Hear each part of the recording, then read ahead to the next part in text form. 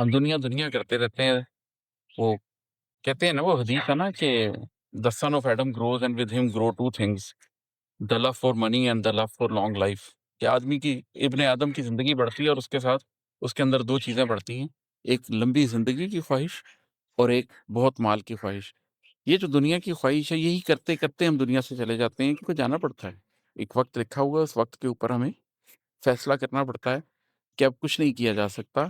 حقیقت کو تسلیم کرنا پڑتا ہے، اس لیے کہ ہمارے ہاتھ میں نہیں رہتا، ہمارے اختیار میں نہیں رہتا. پنڈلی سے پنڈلی جڑ جاتی ہے اور اس ٹائم ہمیں اللہ کے سامنے اپنی روح کو دینا ہی پڑتا ہے. فرشتے ہماری روح کو لے جاتے ہیں. تو دنیا دنیا کرتے کرتے دنیا سے جانا پڑتا ہے، یا پھر جاتے ہیں لوگ.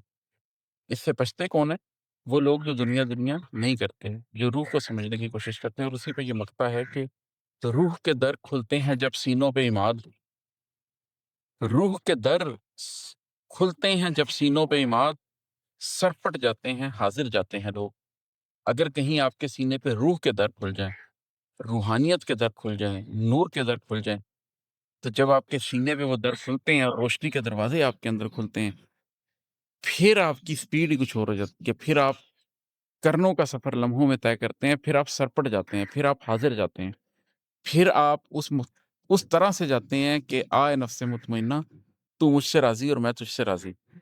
تو روح کے در اگر آپ کے کھل جائیں، اندر کے در آپ پر کھل جائیں، تو پھر آپ دنیا دنیا کرتے ہوئے اس دنیا سے نہیں جاتے، بلکہ آپ بڑے مسکراتے ہوئے، بڑی خوشی کے ساتھ، بڑی محبت کے ساتھ اس دنیا سے جاتے ہیں. آپ کے چہرے پہ ایک مسکراہٹ ہوتی ہے، آپ کے لبوں پہ ایک مسکراہٹ ہوتی ہے اس دنیا سے جاتے ہوئے.